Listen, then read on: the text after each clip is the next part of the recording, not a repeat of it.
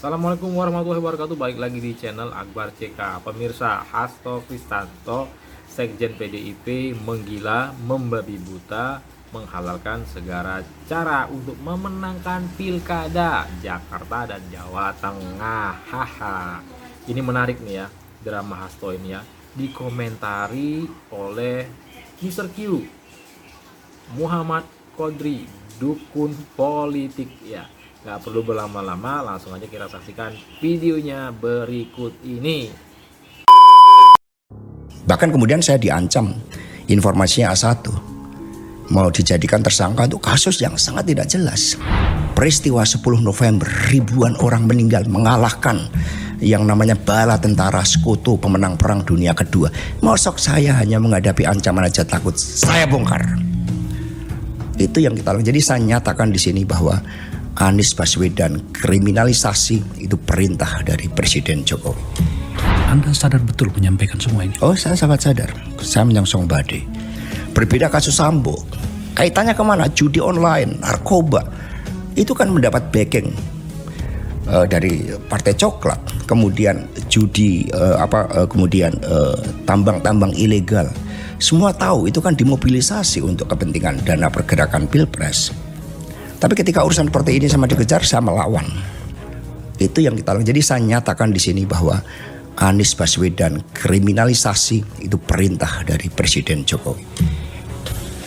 Gibran maju sebagai wali kota. Mereka lagi diskusi, bukan ditanya. Iya, Mereka lagi diskusi. Ya. Terus kata Pak Hasto, Pak nanti kalau ada gratifikasi apa itu kalau sudah jadi wali kota ini bisa problematis. Dikaitkan dengan desain pelemahan KPK Nah, gara-gara terus itu. Pak Pak Jokowi mempreteli kewenangan KPK supaya aman. Bobi dan ini mungkin dan Gibran aman. Iya, gitu. ini memang semua dibawa ke sana gitu. Jadi ini kan dia sebut juga ada siapa tuh saudaranya David di Boyolali maju. Iya, betul. Kemudian siapa lagi maju di termasuk juga misalnya kayak Pak Ridwan Kamil.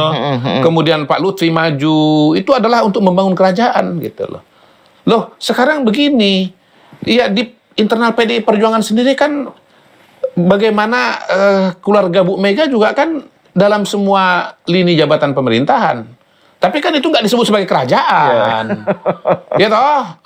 Jadi misalnya Mbak Puan, Ketua DPR, anggota DPR, anaknya juga anggota DPR.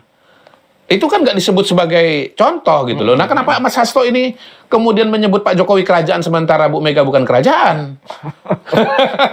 Gitu. Jadi intinya sih menurut saya dan dua itu juga argumentasi apa? ini. Masa begitu jadi delik tersangka gitu loh. Iya, apa urusannya? Gara-gara menyebut begitu gitu. Iya, kalaupun misalnya Mas Hasto katakanlah misalnya aktif berkampanye di Medan, berkampanye di mana Jogja atau dimanapun, kayaknya selama ini juga nggak ada ya kampanye-kampanyenya Mas Hasto yang jadi soal, jadi problematik gitu. Betul. Kok seolah-olah beliau sendiri mengatakan bahwa dia berkampanye itu jadi masalah kan enggak kan? Bu Kony kan bilang gini, itu jadi dia ngasih warning si anggotanya itu ngasih warning. Itu kan calon-calon PDIP juga udah pasti kalah lah itu. Makanya di save aja energinya untuk Hasto nggak usah ikut belain katanya. Betul. Supaya karena kalau belain nanti karena dia belain calon-calon PDIP itu dia nanti akan ditersangkakan gitu. Ya, ini kan argumentasi yang juga lemah sekali kan. Betul. Bagaimana cara mengkonfirmasinya?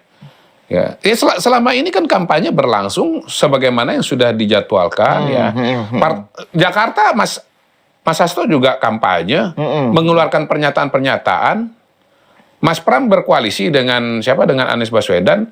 Kayaknya ini pertarungan biasa, masing-masing mengikuti proses debat kandidat.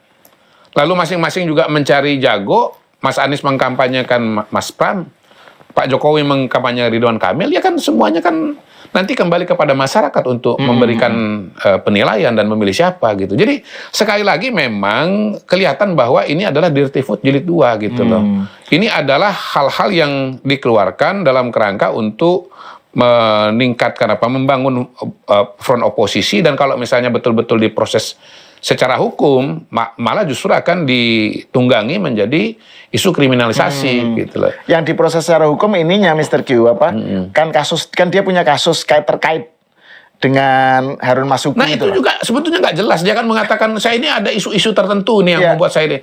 Gini loh, Mas Hasto ini kan sebetulnya memang punya sejarah menyebarkan hoaks. Iya. Di Pilpres ini. Dan kita bahas ini berkali-kali. Berkali-kali. Hasto Kristianto ya penyebar hoax. Hasto Kristianto Sekjen PDIP penyebar hoax. Dah titik. Pas di sini kok. Jadi memang antara Koni dengan Hasto ini memang sejenis ini. Sejenis ini. Modalnya tuh modal omon-omon dan modalnya itu modal hoax gitu loh. Nah, balik lagi nih, terpaksa ngulang lagi. Saya juga nggak pernah membayangkan bahwa saya akan membahas ulang ini setelah Pilpres selesai kan dalam konteks pilkada. Bagaimana Mas Hasto menuding saya sebagai apa istilahnya ya, dalang atau aktor kecurangan. Karena saya sudah tahu bahwa perolehan Ganjar itu 17% kan. Jauh hari sebelum coblosan gitu. Nah, kita kan mengatakan begini, Mas Hasto ini menyebarkan hoaks sekaligus juga korban hoaks. Karena dia mendapatkan informasi itu kan dari X. Di mana di X itu ucapan saya dalam acara TKD 02 Jakarta yang mengutip hasil survei calon presiden di Jakarta, yang temuannya adalah ya Prabowo Gibran sekian, Anies Baswedan dengan Muhaimin sekian. Lalu yang terakhir yang dipotong itu adalah suaranya Ganjar dan Mahfud itu 17% gitu loh. Di Jakarta. Di Jakarta. Pertama itu hasil Jakarta, bukan hasil nasional. Yang kedua itu hasil survei, bukan hasil pemilu. Yang ketiga ini bukan di tempat tertutup gitu kan. Itu di tempat terbuka, dan saya duga itu yang merekam itu adalah wartawan gitu. Kemudian ya apalagi ya ini semua sebetulnya menunjukkan bahwa apa yang ditudingkan Hasto bahwa ini desain kecurangan bukan kecurangan sama sekali gitu loh. Jadi dia keceleknya tuh banyak. Betul. Mas Hasto ini. Dan itu juga diulangin berkali-kali, diulangin di media yang satu, diulangi media yang kedua gitu. Jadi Mas Hasto ini memang terbiasa memamah biak. Beliau ini konsumen hoaks nomor 1. Konsumen sekaligus produsen hoaks nomor 1. Aduh, Hasto ya, konsumen dan produsen hoaks luar biasa Mr. Q. Emang iya, emang nyata ya Hasto Kristianto ini ya, Sekjen PDIP ini. Yang terbaru ya yang sebelum ini ya, yang itu loh, dia memutar video rekaman, bukan video rekaman Pak Jokowi itu pidato di depan umum, yang sebenarnya soal apa itu yang katanya ini seakan-akan bocoran, padahal itu Pak Jokowi ngomong di depan kejaksaan atau KPK itu kan. Betul. Suka motong konteks beliau ini. Betul. Ini sekjen yang brutal itu kan kita istilah dia kepada Hasto kan sekjen yang brutal karena suka mengkonsumsi hoaks, menyebarkan hoaks, dan suka menghilangkan konteks gitu. Ya, termasuk soal ini yang poin kedua soal kriminalisasi terhadap Anies itu. Betul. Kan Pak Mahfud sendiri menyatakan kan bahwa justru KPK yang gamang. Iya. KPK itu sudah punya temuan dari BPK gitu kan, tapi KPK-nya sendiri gamang karena setiap mau bertindak selalu dihantam tuduhan kriminalisasi terhadap Anies. Iya, ya ini kan framing yang dibangun oleh Mas Hasto bahwa ini adalah kriminalisasi oleh Jokowi kepada Anies Baswedan. Padahal kalau kita dengarkan Pak Mahfud ya, sumber datanya dari mana? BPK, ya kan? Yang kedua, yang melakukan proses hukum KPK. KPK itu kan lembaga yang berdiri sendiri. Betul. Bukan lembaga yang dibawa arahan dari Pak Jokowi gitu loh. Jadi termasuk soal kriminalisasi Anies ini menurut saya sengaja dilontarkan oleh Mas Hasto dalam kerangka apa? Membangun dan memperkuat aliansi antara Anies dengan Ganjar dengan Pramono. Anies dengan PDIP. Iya, jadi balik lagi bahwa Anies yang dulu ya berbeda posisinya diametral dengan PDI gitu, sekarang sedang disambung-sambungin oleh Hasto karena kepentingan pilkada 27 November yang akan datang gitu. Tiba-tiba PDI yang dulu lawannya Anies Baswedan sekarang jadi pahlawan, pembela, pendekar Anies Baswedan gitu. Iya.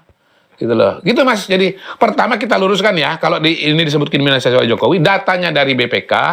BPK mengatakan bahwa Formula E itu tidak memenuhi kriteria untuk pembiayaan pendanaan dari APBD ya. Yang kedua yang melakukan proses ini adalah KPK gitu. Yang harusnya adalah lembaga independen. Gitu. Jadi dan kalau kita baca konteksnya bahwa ini menjelang tanggal 27 November Pilkada, Pramono didukung oleh Anies, PDI berkoalisi dengan Anies.